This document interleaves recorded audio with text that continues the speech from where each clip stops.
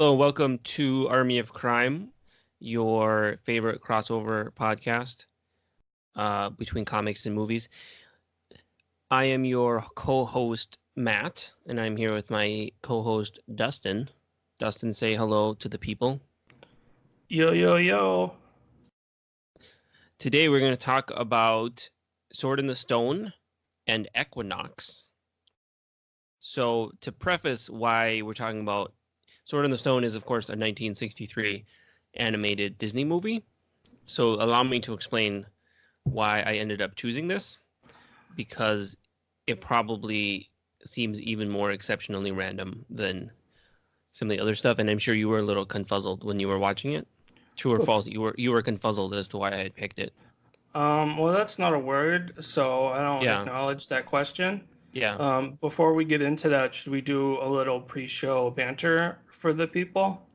Like talk about what we had for lunch, or Yeah, what did you have for breakfast today? I had 2 fried eggs, which is what I eat for breakfast pretty much every day. Why is that? Well, I have celiac disease, so I can't eat toast or bread. What Try about not to eat some cereal because my son uses the milk because he's 2, so he drinks milk. So try not to use up all the milk with cereal. And then no bread products, so that doesn't leave a whole lot. So eggs. What about some fruit? Do you ever work fruit into there? Yeah, like maybe a banana. Is a banana fruit? Or is Yeah, that yeah, okay? that's That's fruit. okay. Okay. Cool.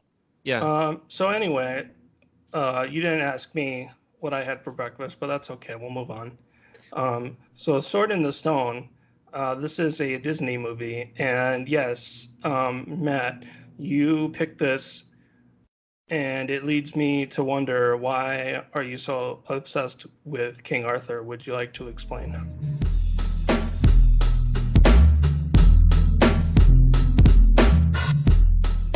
Well, I do like King Arthur a lot, and I do like King Arthur stories. I'm not, an expert or a genius of any kind, but I do have a thing for King Arthur. The reason I picked this is because it's based on the T.H. White fantasy novel Once and Future King. And Once and Future King is divided into 4 sections, and the first section is called The Sword in the Stone. So ostensibly, this is an adaptation of a fantasy novel, right? And the novel itself has some very interesting things in it. Very little of that made it into the movie. So they seem to have adapted this interesting fantasy novel and turned it into kind of a standard sort of Disney movie, Were you which I was expecting disappointed by. otherwise? Well, I mean, some of the things that are interesting in the novel, I didn't see any reason why they couldn't be in the movie. But in the movie, it's a lot of animals chasing each other around and whatnot. Would you like to I mean, there are give some, I guess, some kind of neat, yeah, Would you like to give the people a brief overcap of what it is of the. that the Sword in the Stone entails story-wise? So, Sword in the Stone is about King Arthur. It's about his life as a kid. So he is adopted out to a family, and he is raised as a squire, so not as a knight or as a noble. And he sort of has these adventures as a kid, and then he meets Merlin. And Merlin is, of course, a sorcerer who becomes his tutor. And Merlin has access to all this magic, and he can make all kinds of crazy things happen. And it's the life story leading up to when he gets the sword. So in the book, he gets the sword towards the end of the book. And some of the things that make the book Sword in the Stone interesting is, one is Merlin as a character lives backwards through time. So he's been to the future. He comes to being at some indeterminate point in the future, and then he goes backwards through time. So he's already been to our time, and he's been to all of the history intervening between us and King Arthur. And now he's in King Arthur, and the time that he meets King Arthur as a boy at the beginning is actually the last time that he gets to see him. So he's actually very sad when he meets King Arthur, because it's like he's seen his death and he's seen all the awful things that happen in the future, and now he gets to meet him as a boy. So there's an interesting sort of tone there. There's an interesting sort of tone there with the Merlin character. As we see in the movie, this is the part that actually made it into the movie, is the fact that he turns him into animals to teach him like little lessons, right? And That this is does in the book. happen in the movie, yes. Yes, and the more interesting ones though are cut out because, for example, in the book he turns him into an ant, and he goes to visit an anthill, and the anthill is set up as this very authoritarian society where the ants only have a handful of words to express language, and they live in like this caste-based society with no individuality. And then he turns into a falcon and he meets with the other falcons in the castle, and they have this code of honor. They're like knights who practice chivalry with their, when they go out on their hunts. So he meets different kinds of animals, and he learns like little life lessons that are applicable to his future status as king. Basically, none of that is in the movie. In the movie, he gets turned into a fish and a sparrow. And is that it, or is there one more? He turns into a squirrel too. Oh, that's right. Yeah. And he does turn into a fish in the book, and he meets the like boss fish that lives in the moat. That's like a bully. And all of the little adventures he has as an animal as a child inform the way he sees the world as an adult. Right? Because when he grows up, he wants to get rid of the bullies, or the rule of like might makes right, or the rule of like the warlords that are pushing people around. And he sees an example of that as a kid when he turns into a fish and meets the fish that bosses the other fish around inside the castle moat. And the interesting thing in the novel too is he specifically talks about how when he gets older, he gradually loses the memories of the time when he turned into an animal and only remembers the lessons, in the way that you kind of forget things as you become older, and it seems like a childish, fantasy almost, even though we reading the book know that it really happened. And again, that's all very interesting and is not really in the Disney movie. Also, in the Disney movie, there's an evil witch that Merlin has a wizard duel with, which reminded me of a previous film we watched entitled The Raven, where Vincent Price and Boris Karloff have a wizard duel. Yeah. And The Wizard then, Duel, the Wizard Duel was a little fun. I don't mind the animation. In some ways, it feels a little old fashioned. And I was trying to read reviews of this, and they said it was kind of considered not really cutting edge even at the time. But I don't mind some of the color schemes and stuff, and some of like the pastel colors that do give it a little more of a fantasy touch. yeah, I enjoyed, I mean, visually, I enjoyed it. I did like the wizard duel. That was fun. And I also liked when he turned into a fish. I thought that was the most interesting aspect of it. I feel like the problem with this film is that the story, and maybe this is just a result of them like cherry picking some scenes to put together from the book that it's adapted from, but the story doesn't really have any overarching structure to it. It's like he gets turned into a couple animals, and then he stumbles upon an evil witch. I can't recall the witch's name. And then Mim. Mim, yes, Mim. He stumbles into Mim's house, and then Mim and Merlin have a duel, and then he happens to pull the sword out of the stone, and the movie ends. It's like it doesn't seem like there's a lot of connecting tissue, like putting these things together. And we kind of talked about this before in terms of like myths and how like Excalibur was often felt like sort of a series of vignettes. And I guess Sword in the Stone to me also kind of has a similar problem where it's like you have these separate, like discrete, smaller stories that are kind of linked together by the fact that they all have King Arthur in them. Yeah, and you mentioned the witch that he meets, Mim. I mean, that's not in the book either. So some of that is just invented. So it's like they adapted this book, they cut out a lot of stuff, and then they just made up other stuff to almost like fill out the space, because it's like a really short movie. It's like an hour. I think it's about 80 minutes long. And even with that, it starts to feel a little tedious towards the end. Yeah, I think part of the reason why it starts to feel tedious is because like there's no overarching dramatic flow to the story. It's like once the animal stuff is done, then it's like, why are we still watching this? Oh yeah, it's because he still has to pull the sword out of the stone, but there's no like build up to that. It's just like he needs to find a sword because he's his brother's squire. So he's like, oh hey, here's a sword, and he pulls it out, and then the movie basically ends. Yeah. And one of the things that makes the book interesting, of course, is it relies on your meta knowledge, which is in the book sort of in the form of Merlin, right? Because Merlin's been to the future and he always talks and makes references to very anachronistic things that the other characters don't understand, which is actually something that makes it in the movie. Merlin talking about stuff from our time. That's in the book, the Merlin as an anachronistic character.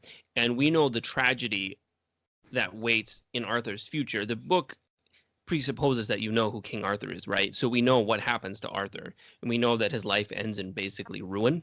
And now we're seeing the adventures of him as like a completely guileless young child. So there's some interesting kind of layers that are happening there. And yeah, for the movie, you get basically none of that.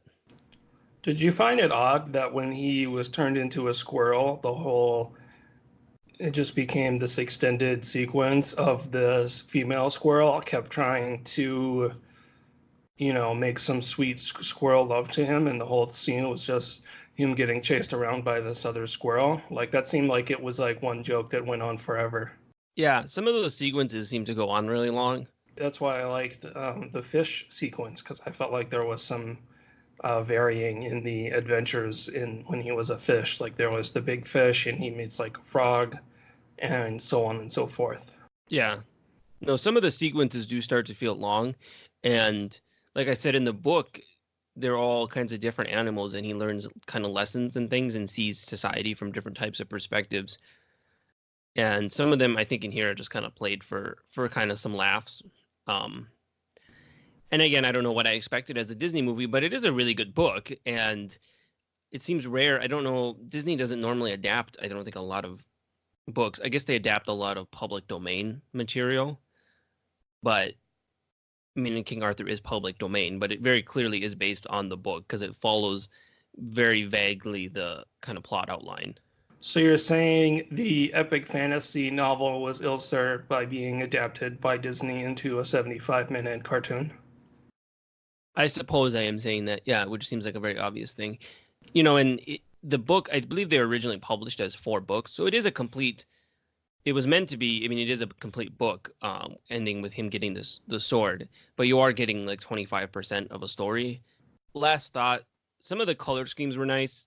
Some of the sequences are kind of fun, like you said. The wizard duel is kind of a visually kind of a good time, and I like the story concept of the young kid becoming king who doesn't want to be king. Oh, we know you do. Yeah, well, because I like King Arthur. No, I've noticed. Yes. One of my favorite parts from this book, other than when he meets like the ants and he goes to their weird communist like Khmer Rouge world, is when he actually becomes king and he gets the sword and he actually starts to cry because it's so sad. He doesn't want to, and everyone is now bowing to him, and he just wants life to go back to the way it was. And there's like that tragedy element, like he's destined to become king, and we know that his life actually turns out to be ruinous, and becoming King Arthur is actually sort of a downgrade in some ways. Yeah, I'm not sure that I mean, this movie is not terrible by any means, but it's fairly forgettable. Even I think as a piece of animation from this time period, it's probably not what you would hold up as like a classic Disney animated film. Right. If it wasn't for, I think, this connection to the King Arthur myths, I would imagine it would probably be much, much less well regarded. I did like the owl. There's a talking owl sidekick. He's kind of fun. Yeah. Is he in the book? A talking owl? I don't remember. Oh, Should I look it well, up? Should I look it up and you can edit in the answer so I sound smart? no, that's okay. I'll leave this Okay. part in though. Okay. So that I sound dumb. Yeah, Yeah. exactly. It has been a while since I read the book, but okay. So, in summation, Sword in the Stone, it's a movie. It is technically a movie.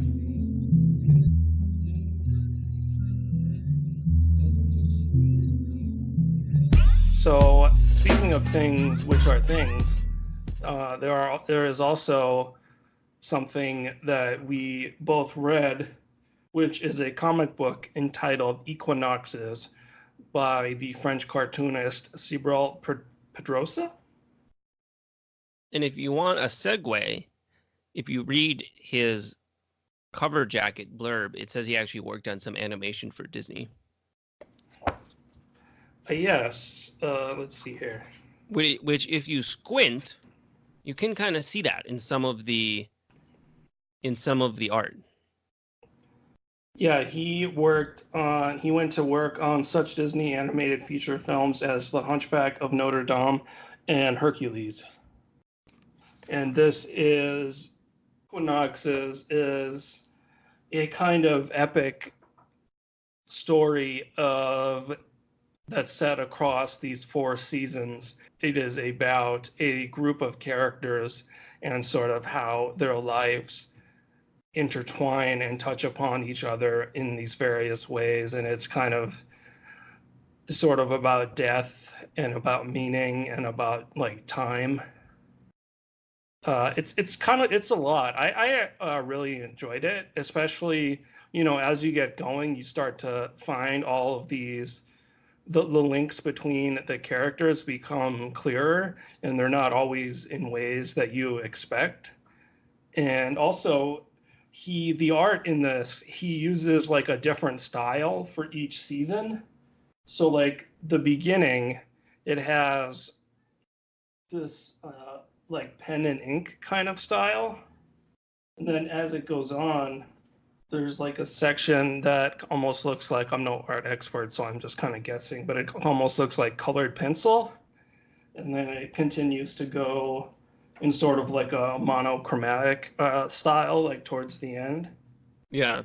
Um, and there's these like really interesting interludes where there's a photographer character who takes pictures of people, and then it kind of like the images sort of like break down, and you sort of like into like constituent parts, and then there'll be like a page of text where you're like getting the thoughts of the person who had their picture taken. So it almost like becomes this like meta commentary on like images and the meaning that can be found inside images, and like the idea of the image maker versus the image viewer and interpreting it. So Yeah. anyway, there's a lot going on in this comic, and I overall thought it was pretty great. What did you think of Equinoxes? I also liked it a lot. Like you said, there's a lot going on because he also does these segues back into time where you see like these cavemen, and you don't really know. There's a cave boy, and you don't really know how that relates, but then it ends up tying into the end. And one thing that I thought was interesting was, as you mentioned, the art style kind of shifts throughout, and there are times where it starts in one style, and then I think as a scene goes on, it changes and it'll like shift slightly into something else, so that you end up looking at something different than what it started as. It's almost made me think of in a film putting it slightly out of focus, or the effect of adding like a colored filter partway through a scene or something. Like there are times where the images become more blurry and almost like scratchy as a scene goes on. And as you mentioned with the photographer angle too, because they'll take a picture and then it'll like zoom into the picture, where it starts to look more impressionistic now that you're so close to it, and then it'll pull back to a page of text and give you like the internal narrative of this person that is now existing as a flat image. And then the story, of course, starts sort of about this protest over an airport being built, and then it kind of branches out from there. And all these characters' lives are interconnected. I saw a review where they said it's the comic book equivalent of an independent film, which feels kind of lazy and reductionist in some ways, but it's kind of true because it reminds me of those kind of sprawling films where you see everybody's interconnected lives, where it's like this. Like your Magnolia or your Shortcuts, like that kind of a thing. Right, that kind of a thing where it's like this 3.5 hour movie about regular people and all the ways that their lives kind of sync up with each other. And as you mentioned, you don't even know when you start how they all sync up, but they are all connected in a variety of ways, even the cave people, and it ties into like the airport protest, which then causes like unforeseen side effects in other people's lives. And as it shifts through the seasons, it changes into different kinds of color palettes. Yeah, it's interesting. It's a lot to go through. And I'm sure there's a lot of stuff that I didn't even pick up. I feel like you probably have to read it twice to really take in all the details.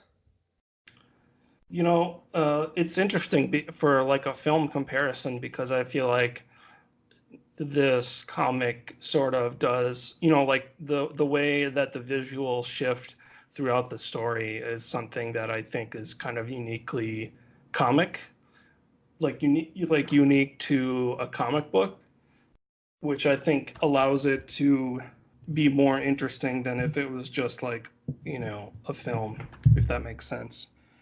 Like the way that he shifts the visuals around and the way that like one scene will be highlighted like with a certain color and then it'll be a later scene that will be all like scratchy and gray. I don't know, like Yeah, and the I way always it find it jumps. weird. Oh, I mean, I know that you weren't really making this comparison just as referencing, but I always find it odd or maybe a little weird when people feel the need to compare comic books to films because they're actually like extremely different. And I think this sort of highlights some of the things that like comics can do so much that like a film would be much more difficult to like convey. and yeah, I was just it's an easy comparison to make in some ways because they're both visual mediums, but it does break down pretty easily. One of the things, for example, that this does that you can't do in a film is the switch between art and prose, because it gives you like prose, sometimes several, and of course on a page you can interpose that wherever you wish. And that's again something you can't really do on a film.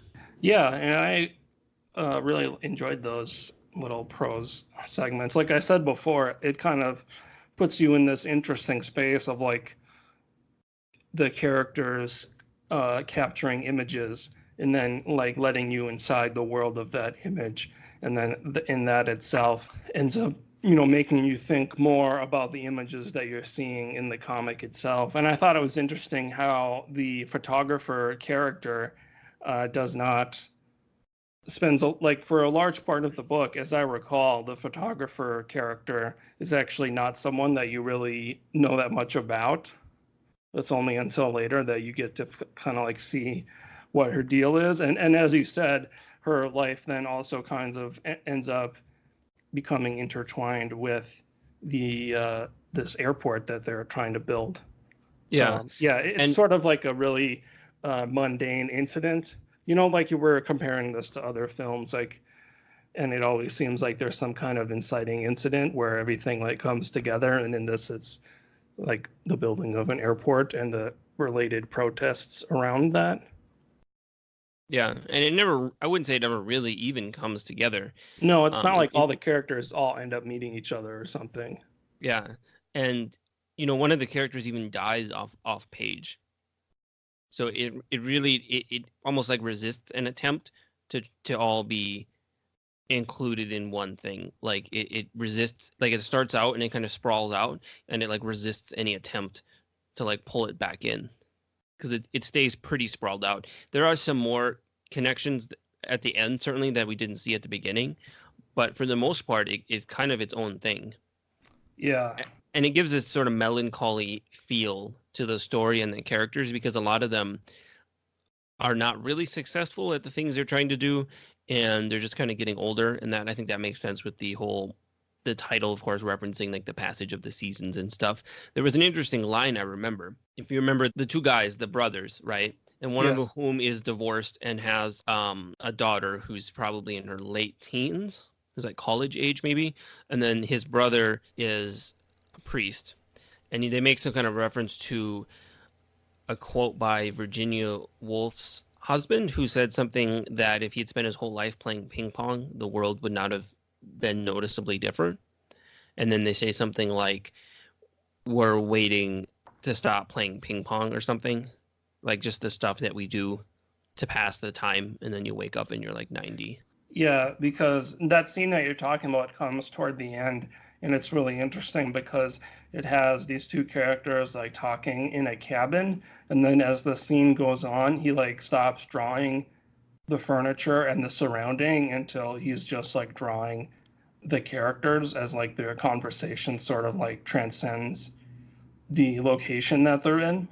Yeah, and they're actually laying on bunk beds, right? And then the perspective shifts so that you're looking down at them and the bunk beds are erased. So it looks like one of them is standing behind the other one. Yeah. And that's an example of what I was talking about, is the art style shifting within a scene. It's like almost mutating before your eyes, which again is very cool and very specific to a page, to like a comic art form. Yeah, and that scene I think highlights one of the interesting thematic concerns of the book, which is how, the one guy, he's asking his brother, like, is it too late to stop playing ping pong? Because he kind of feels like he's got to this point in his life where he hasn't accomplished anything. But one of the things that goes on in the book is the way people's lives affect each other, whether they acknowledge it or not, or whether they even necessarily notice it or not.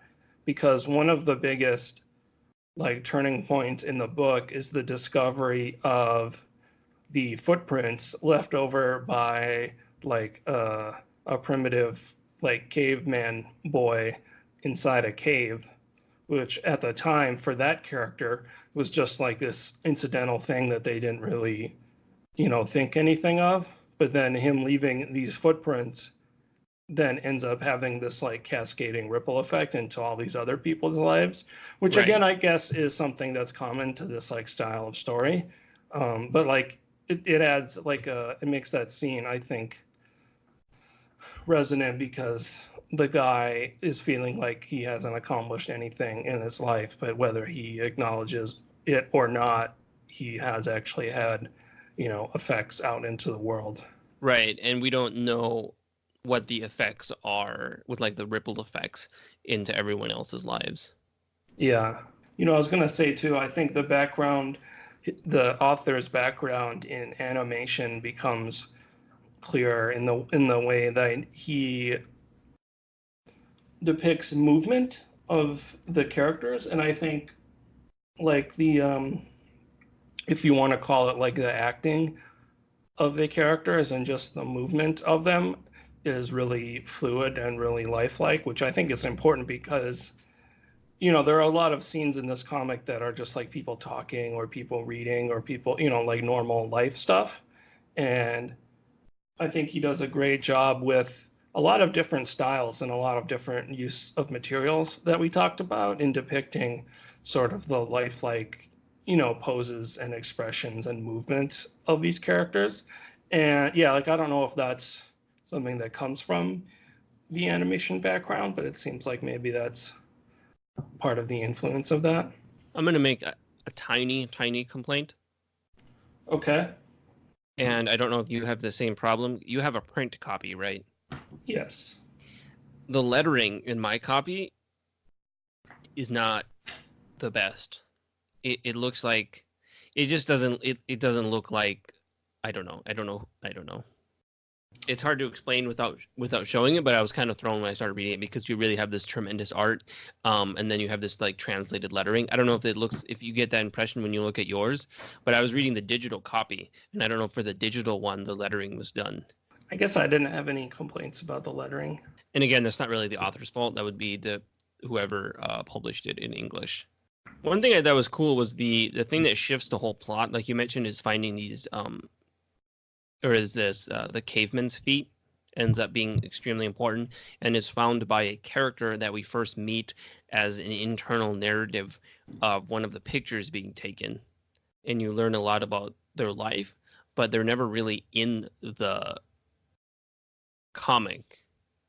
You learn their internal narration because someone takes their picture, but they're not actually like a character that does a lot in the story itself.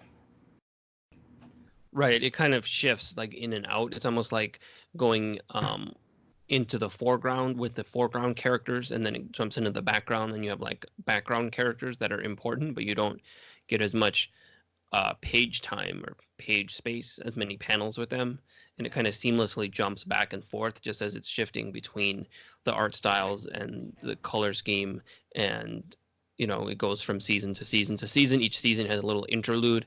It's a very interestingly structured story.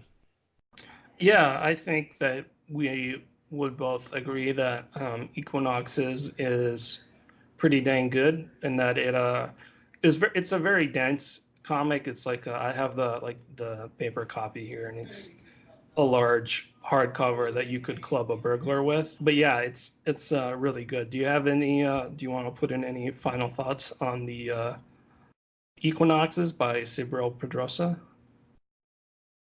I would be curious to read some of his other things. I was actually looking online, and he has some kind of fantasy story, Oh, that would which I be would be. yeah, that would seem very apt to his like visual tendencies, his visual Yeah. style. So I would be curious to read more. I really don't read as many quote unquote indie comics, which is a weird term, but that's the term Yeah. we're stuck with, as I should. But I would be definitely interested to read more by this author. So what are you defining as indie comics? Like just things that are not published by Marvel or DC? I don't even know if there's a real definition. Indie comics would be, in my mind, I guess, things not published by like the top five-ish comics publishers, which would be Marvel, DC, Image, Dark Horse, and IDW, maybe something like that. But I mean, this being a French comic, or as they would say in France, a bande dessinée, it comes from like a completely different tradition. Well, So I'm then not, what would you call it then? I would call it a comic book. Okay. But hey, that's just me. I'm just a guy. I don't read enough of whatever this is because I liked it and there should be more of it. And I just never am cultured enough to get around to a stack of whatever these are.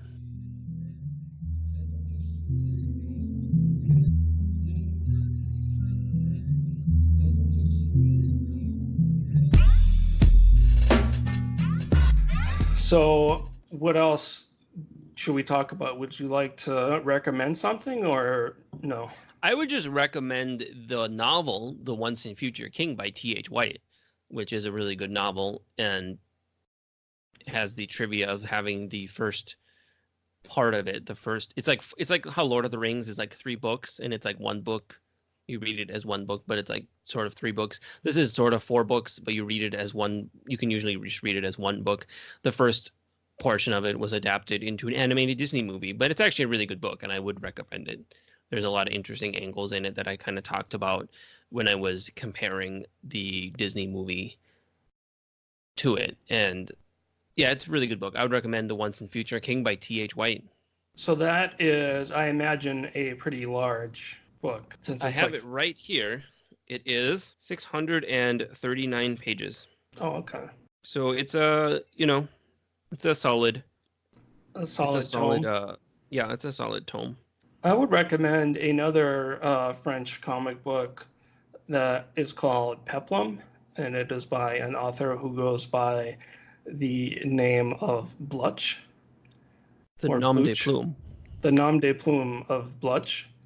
And Peplum is a story set in ancient Rome, and it's about it's kind of about this guy who falls in love with a woman that's been frozen in ice, and he is transporting her back to ancient Rome, but the ice is melting, and so it's kind of like the love of his life is sort of like dripping away before his eyes, and it kind of also then goes into some other aspects or some other like things going on in ancient Rome. It's sort of like a impressionistic kind of like fantasy sort of story. It's not like what you would maybe call like historical fiction so much as like a personal kind of emotional story that happens to be set in ancient Rome. Unlike the title might suggest that it's like a, sword and sandal beat 'em up kind of story, but it's not that at all. It's this weird, wonderful, interesting comic book that I would really recommend. It's called Peplum.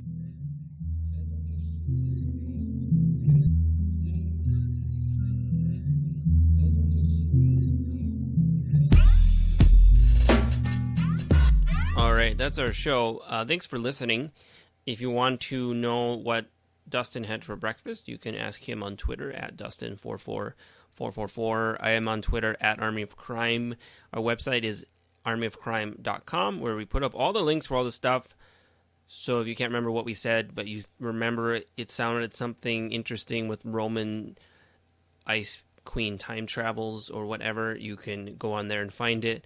As always, you can definitely leave us a review if we want. Those are very much appreciated. The algorithm gods are pleased by reviews, and they boost you up and down the charts. Do you have anything you'd like to add to our show sending off segment? I'd just like to say that it's important to have a good breakfast. And, I don't always have a good breakfast, but when I do, I try to make it very filling and have a few different items in there. Yeah, so you don't get hungry before lunch. Right. Yeah, that's important. Remember, everyone, breakfast is the most important meal of the day. Couldn't have said it better myself.